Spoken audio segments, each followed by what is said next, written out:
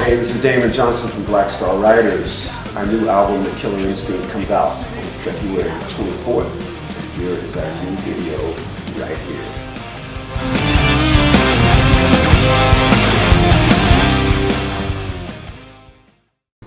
Honored to talk about the 10 albums that changed my life. I'm tended to almost do them chronologically, which I won't, but if I did, the first one would be Kiss Destroyer. That album had everything great about rock and roll and everything great about fantasy and the circus and horror films. I mean, it was just like this explosion. I still say that album has some of the best songs Paul Stanley ever had a part in writing. Certainly Detroit Rock City, Flaming Youth, King of the Nighttime World, come on. Number two, I'm going to say Second Helping by Lynyrd Skynyrd. Growing up in the South, obviously our national anthem was Sweet Home Alabama. But that album is deep, man. Every track, incredible lyrics by Ronnie Van Zant.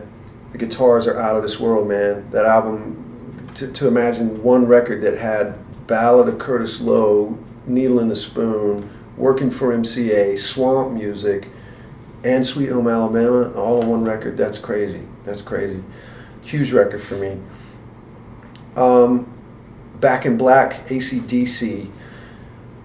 Really a seminal record for me as a guitar player because never had I heard an album that was so really kind of blues based in its guitar playing, but that had that kind of an impact.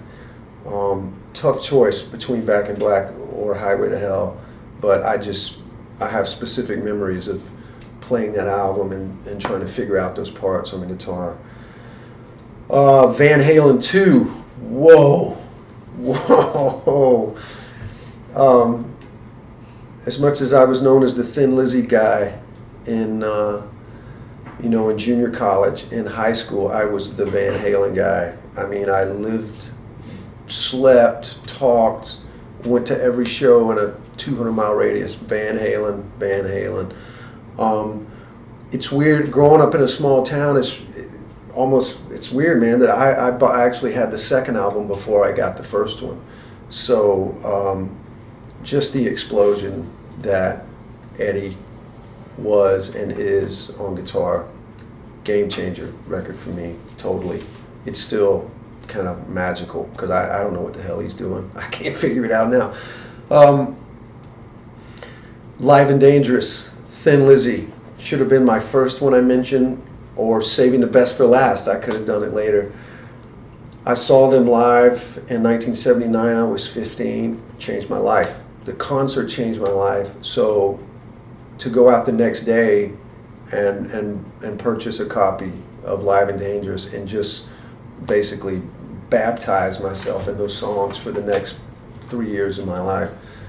I think that if any of my kids or any of your kids came up to me and said, I need one record to learn about rock and roll, it's that one, Live and Dangerous, Thin Lizzy. Massive for me. Moving forward a little bit, I want to tell a quick story about after the Gold Rush, Neil Young. When I had just taken over lead singer duties in Brother Kane, I was trying to write some more songs because we needed more songs fast. I had an opportunity to write with the incredible talent that was West Arkeen. West had co-written 2 songs on Appetite for Destruction with the Guns N' Roses guys. And I was really excited to get to co-write with West. We went to lunch. We started talking about records that we loved. A lot of the obvious, a lot of the not obvious. And he mentioned After the Gold Rush. And I said, wow, I haven't heard that record. And he stopped. He got up from the table. He said, come with me. We walked down the street, right to a CD store. He buys After the Gold Rush. He hands it to me. He goes, don't call me until you've listened to this record 3 times. Game changer. Literally. Because in that moment, we were trying to kind of determine the band was trying to determine who we were, because now you got a new lead singer who is really a guitar player that sings. I hadn't been really working on being a songwriter much until then. So I credit West and I credit Neil Young's After the Gold Rush for changing my life in ways that I still can't even fully comprehend to this day. Let's see, I'm moving right along. Aerosmith Rocks. Yes, They Do, and the album rocks. You know, Joe Perry on that baritone guitar on Back in the Saddle. Stephen's just James Brown delivery on everything. Last Child, Licking a Promise. Brad Whitford played out of his shoes on that record. I would say that Aerosmith Rocks and Second Helping by Skinner probably did more to define the sound of my very first band, Brother Kane, than any two albums in existence. And you know, another band with two great guitar players, so no doubt a big influence. This next album came out in the late 90s, and it was my introduction to this guy who I only knew a little bit about, but when I read a review in a magazine about this album, I took a chance on it, went and bought it. Again, it changed everything for me, and that is an album called I Feel Alright by the great Steve Earle. For anyone that has seen my solo acoustic shows in the last 10 years, I probably play, I've got a group of about 10 Steve Earle songs that I'll pull out of the hat from time to time. That guy totally changed everything for me. He may be our greatest American treasure as a songwriter, and I'm very serious about that. I don't think he'll be the full measure of his specialness. We may not know until later, which would be a drag, because he should be celebrated. It's extraordinary. That album, I Feel Alright, game changer. Backing up a little for me, Texas Flood, Stevie Ray Vaughan. Boom! Oh, I just remember at that time in music, for all of us, again, living out in the rural areas, you know, not really getting to see shows, or you could only find out about music in magazines, and MTV had just started.